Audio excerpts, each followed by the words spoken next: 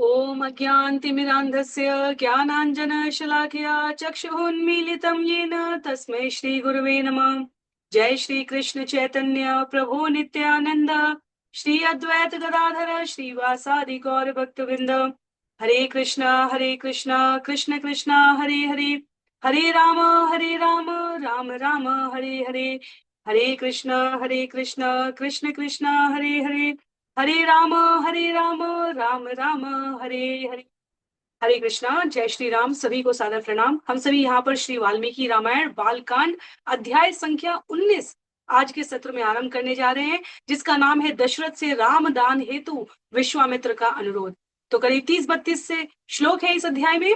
जैसा सत्र का प्रारूप है, संक्षिप्त पुनरावृत्ति के क्रम में यदि हम सभी स्मरण करें तो पिछले अध्याय में जहां एक और भगवान राम लक्ष्मण भरत और शत्रुघ्न के बाल्यकाल का आनंद उठाते हुए परिजन पुरीजन प्रजा स्वयं राज प्रसाद के सदस्य थे और चारों भ्राता आपस में आनंद उठा रहे थे, वहीं महाराज दशरथ मंत्रियों के संग चर्चा करते हैं बालकों के भविष्य की। और उस क्रम के आरंभ में शिक्षा दीक्षा के उपरांत संस्कार उपनयन संस्कार के पश्चात बालकों के विवाह की। और हमने जाना अध्याय संख्या 18 के दूसरे भाग में कि विश्वामित्र मुनि प्रवेश करते, महातेजस्वी विश्वामित्र शब्द का चयन यहाँ पर बहुत सावधानी से किया है वाल्मीकि जी ने। उन्होंने कहा जिस कार्य के लिए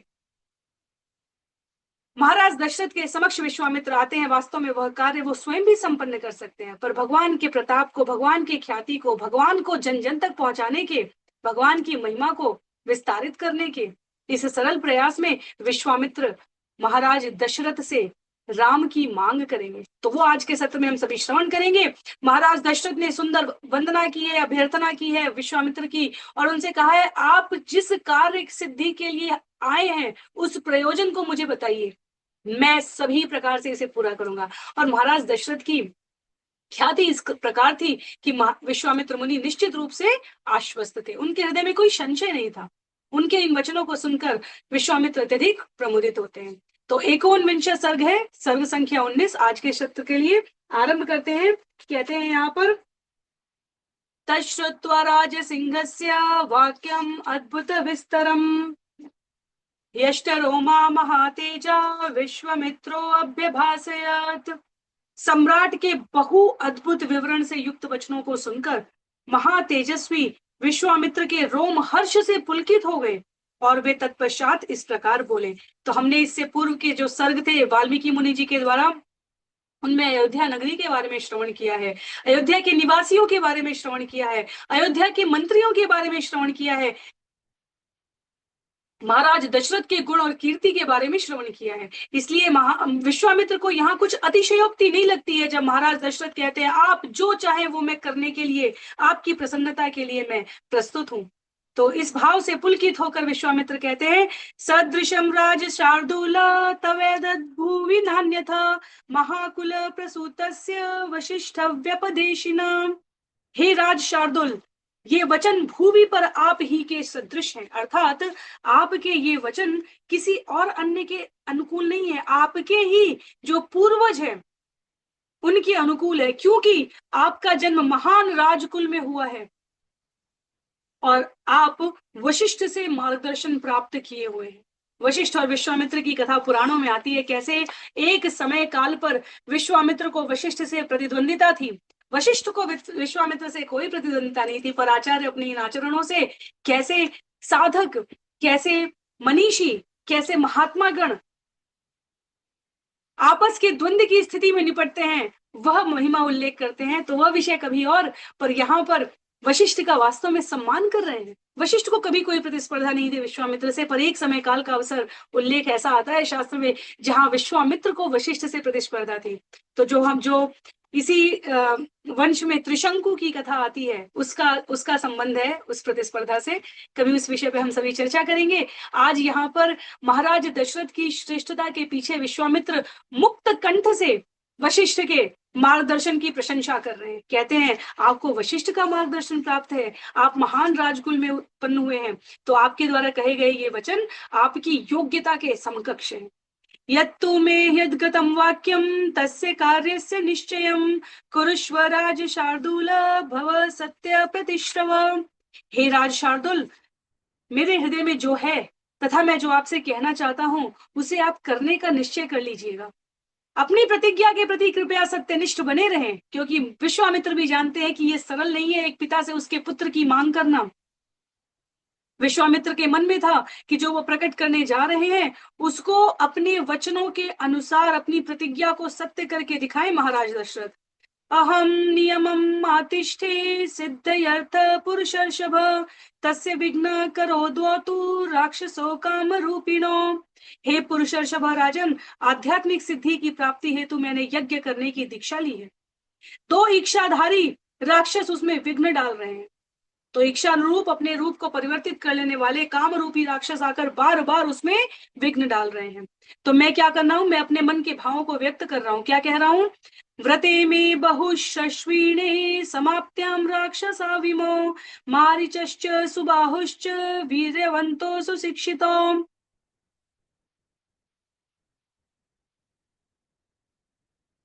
समान सरुधिरोगेण वेदिम दामभ्यवर्षताम। जब मेरा व्रत बहुप्रायः पूर्ण हो गया था, यज्ञ समाप्ति की ओर था, तब मारीच तथा सुबाहु उन दो शक्तिशाली तथा सुशिक्षित राक्षसों ने यज्ञ वेदी पर मांस तथा रक्तधार की वर्षा कर दी। अवधूते तथा भूते तस्मिन् नियम निश्चये कृतश्रमो निरुत्साह तस्मात् देशादपाक्रमे। कहते हैं मेरा व्रत संकल्प नियम निश्चय समाप्त प्राय था और अब अवरोधित होने के कारण मेरा श्रम निरर्थक हो गया। मैं निरुत्साही हो गया हूं महाराज, अतएव मैं उस स्थान से यहाँ आया हूं। क्या करने के लिए, न च मे क्रोधमुत्कृष्टम बुद्धिर्भवति पार्थिव तथा भूता हि साचर्या न शापस्तत्र मुच्यते। हे पार्थिव, हे राजन, मेरी क्रोध बुद्धि नहीं है। मैं मन में क्रोध नहीं कर रहा हूं, ना ही कर सकता हूं। यज्ञाचार, यज्ञ का आचरण ही ऐसा है कि वहां कोई शाप भी उच्चारित नहीं किया जा सकता, अर्थात मैं उन राक्षसों को स्वयं दंडित भी नहीं कर सकता। क्योंकि जो यज्ञ की विधि है, जो यज्ञ का आचार है, जो संस्तुति बताई गई है उस यज्ञ की पूर्णाहुति के लिए, उसमें हम क्रोध नहीं कर सकते उस स्थान पर। इसलिए स्वपुत्रम राज शार्दूलम रामम सत्य पराक्रमम काकपक्षधरम शूरम ज्येष्ठम मे दातुम अर्हसि। इसलिए हे राज शार्दुल, आपको मुझे अपना ज्येष्ठ पुत्र राम प्रदान करना चाहिए। यद्यपि वे काक पक्षधारी हैं,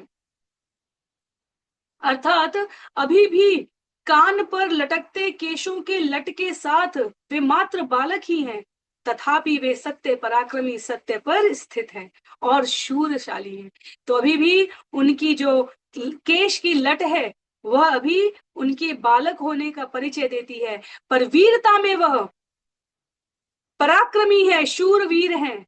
उनकी ख्याति दिग दिगंत तक व्याप्त है, इसलिए आप संशय न करें। मात्र इतना ही नहीं, आपको ये भय नहीं लगना चाहिए कि मैं अपना पुत्र इस प्रकार वन में, जंगल में ऋषि मुनि के पास कैसे भेज दूं। कहते हैं शक्तो ह्येष मया गुप्तो दिव्येन स्वेन तेजसा राक्षसा ये विकर्तार तेषामपि विनाशिनी। मेरे द्वारा संरक्षित निज दिव्य तेज के कारण वे उन सभी राक्षसों के विनाश करने में समर्थ हैं जो हमारे कार्य में विघ्न डालते हैं। तो कार्य करने के लिए, राक्षसों को समाप्त करने के लिए महर्षि विश्वामित्र के पास पर्याप्त उपक्रम है। उनके वो साधन सज्जित हैं, ऐसा नहीं है कि उनके पास साधन नहीं है। पर जैसा कि पहले ही आचार्यों ने कहा, भगवान का दर्शन जनमानस को करने के लिए उन राक्षसों का उद्धार भगवान के द्वारा लिखा है, ऐसा विश्वामित्र को ज्ञात है। इसलिए वह यज्ञ की विधि का, यज्ञ के उपक्रम का वास्ता देते हुए कहते हैं यहाँ महाराज दशरथ से कि यदि आपको भय हो ना कि वो सुरक्षित है कि नहीं, तो वो मेरे द्वारा सुरक्षित है, मेरे निज तेज से रचित। तथापि यह कार्य उनको करना रहेगा, क्योंकि इससे मेरा, यदि मैं मारूंगा, वहां श्राप दूंगा या किसी प्रकार की हिंसा करूंगा, तो मेरा यज्ञ अपने आप में पूर्णाहुति की ओर नहीं पहुंच पाएगा, उसको वो पूर्ण सफलतापूर्वक समाप्ति की गति नहीं प्राप्त हो पाएगी। कहते हैं आगे श्लोक संख्या 10 में, श्रेयश्चास्मे प्रदास्यामि बहुरूपम न संशय त्रयाणामपि लोकानां येन ख्यातिम गमिष्यति। इसमें कोई संशय नहीं है कि मैं उन्हें बहुविधि श्रेय प्रदान करूंगा, जिससे वे तीनों लोकों में ख्याति प्राप्त कर सकेंगे। तो कैसी कैसी? कहीं पर विश्वामित्र के यज्ञ की रक्षा हो रही होगी, कहीं अहिल्या को उसके पति के शाप से मुक्ति मिलेगी, कहीं शिव का धनुष भंग होगा जिससे लोक लोकांत तक, दिग दिगंत तक की ख्याति फैलेगी, और कहीं माता जानकी के संग भगवान अयोध्या नगरी में प्रवेश करेंगे, राजमाताएं प्रसन्नता से पुलकित हो जाएंगी। इसलिए कहते हैं मैं सुनिश्चित करूंगा कि ऐसे कार्य हो राम के द्वारा जिससे उनकी ख्याति विस्तारित हो जाए। न च तो राममासाद्य शक्तो स्थातुं कथंचन, न च तो राघवादन्यो हंतुम उत्सहते पुमान। वे दोनों राक्षस मारीच और सुबाहु वास्तव में श्री राम के समक्ष खड़े होने का सामर्थ्य भी नहीं रखते, पर राघव के अतिरिक्त कोई भी पुरुष उनके वध के लिए पर्याप्त शक्तिशाली भी नहीं है। अर्थात इतने शक्तिशाली हैं कि कोई अन्य मार नहीं सकता। पर भगवान राम का पराक्रम कितना अधिक है, विश्वामित्र कह रहे हैं कि भगवान राम के पराक्रम के सामने वो टिक भी नहीं सकते। तो इस प्रकार यदि महाराज दशरथ के मन में भाव आए कि ये तो अभी बालक है, अभी तो किशोरावस्था भी नहीं प्रवेश कर रहे हैं, इनके द्वारा राक्षसों का विनाश कैसे संभव है, तो इस प्रश्न की प्रत्याशा में पहले से ही विश्वामित्र सुनिश्चित कर दे रहे हैं। इससे पूर्व उन्होंने कहा सुनिश्चित किया, पुत्र के संरक्षण के लिए मेरा तेज, मेरा दिव्य अस्त्र शस्त्र संरक्षित व्यवस्था उनको सुरक्षित रखेगी। फिर अब इतने बड़े राक्षसों को कैसे मारेंगे, उसके लिए कहते हैं कि जो सभी के लिए अपराजित है, वो मारीच और सुबाहु भगवान के ऐश्वर्य के सामने कुछ भी नहीं, कोई और उन्हें मार नहीं सकता, लेकिन भगवान उन्हें यूं ही चुटकी बजाते हुए, पलक झपकाते हुए मार सकते हैं। आगे श्लोक संख्या 12 में वीर्योत्सिक्तो हितो पापो कालपाश वशं गतो रामस्य राज शार्दूल न पर्याप्तो महात्मना। अपने बल के घमंड में वे दोनों पापी राक्षस यमराज के समीप आ गए हैं, यमराज के वश में आ चुके हैं। हे राज शार्दुल, महात्मा राम से उन राक्षसों की कोई तुलना ही नहीं की जा सकती। राज न पर्याप्तो महात्मना, राम का ऐश्वर्य, राम का पराक्रम, उनकी बराबरी ये राक्षस नहीं कर सकते। इसलिए आप क्या मत करिए, न च पुत्र कृतम स्नेहम कुर्तुम अर्हसि पार्थिव अहम ते प्रतिजानामि हतो तो वित्त राक्षसो। कहते हैं ये 10 रात्रि, क्षमा कीजिए, इससे पूर्व कहते हैं कि हे राजन, आप इसलिए उन्हें अपना पुत्र मानकर उनके स्नेह के वशीभूत ना हो।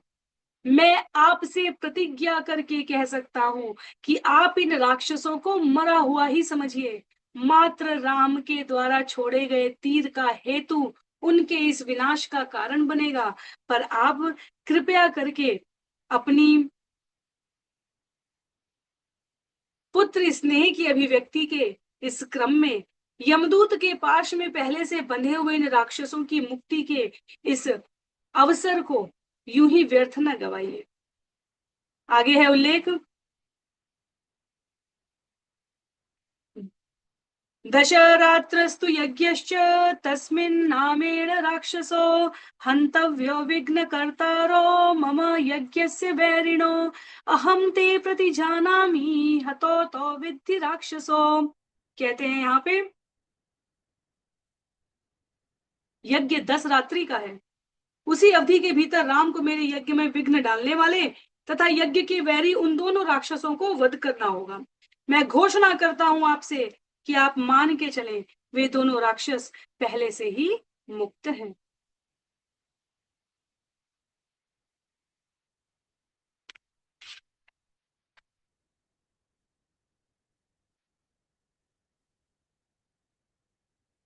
आगे श्लोक 14 में उल्लेख आता है, अहम वेद्मि महात्मानं रामं सत्य पराक्रमम् वशिष्ठोपि महातेजा ये चेमे तपसी स्थिता।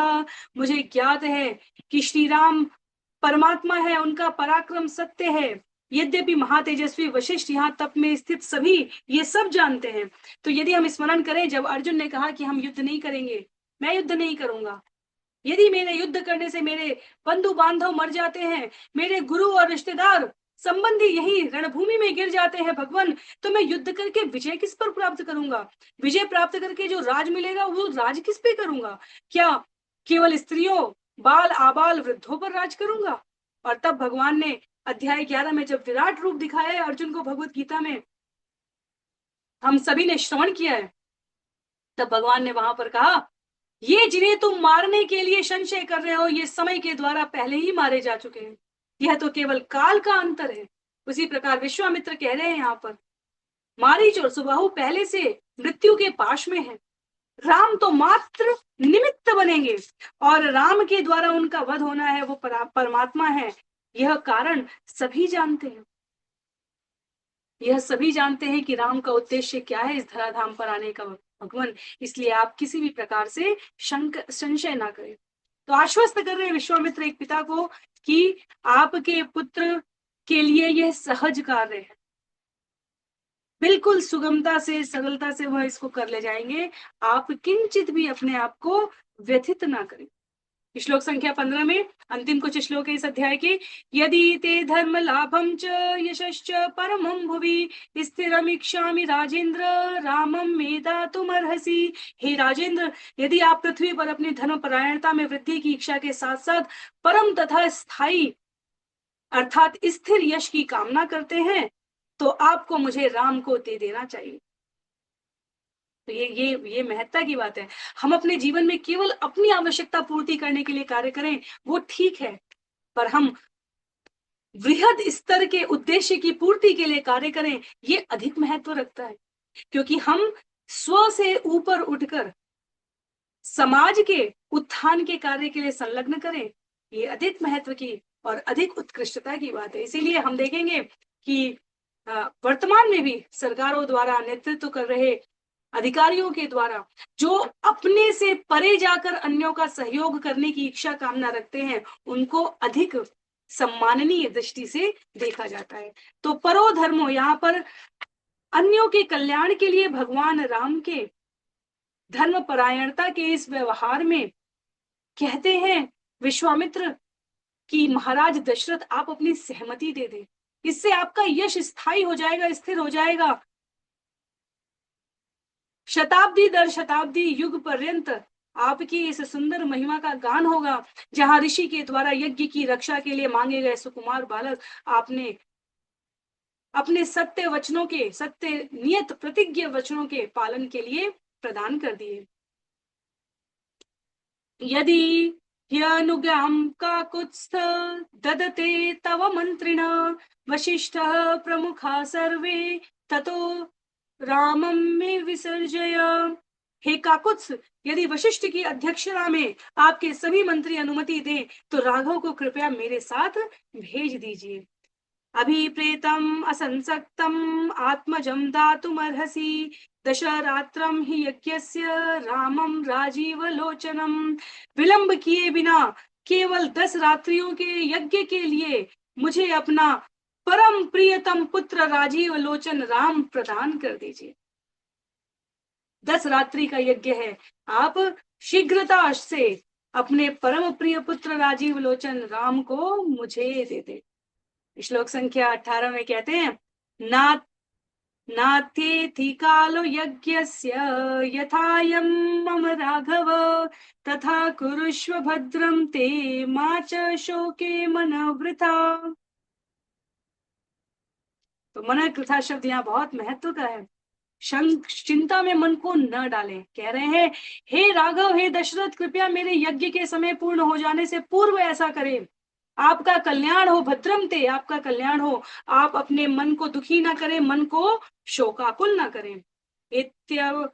इति एवं उक्त्वा धर्मात्मा धर्मार्थ सहितं वच विरराम महातेजा विश्वामित्रो महामुनि। इस प्रकार धर्म तथा अर्थ से युक्त इन वचनों को बोलने के पश्चात महातेजस्वी धर्मपरायण महामुनि विश्वामित्र शांत हो गए।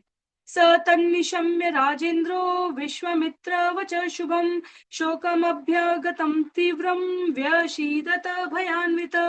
पर इधर महाराज की क्या स्थिति है? विश्वामित्र की इन शुभ बातों को सुनकर महाराज दशरथ अत्यधिक भयभीत हो गए, शोकाकुल हो गए, भय और विषाद से संपन्न हो गए, उदास हो गए। विचार करके देखिए, इतने प्रयासों के बाद पुत्र प्राप्त हुआ है, और वह पुत्र जो सभी उच्चतम गुणों से युक्त है, और एक दिन एक महात्मा आकर कहें कि राक्षसों से इन सुकुमार बालकों को युद्ध करने के लिए, मेरी रज्ञ की रक्षा करने के लिए मुझे प्रदान कर दें।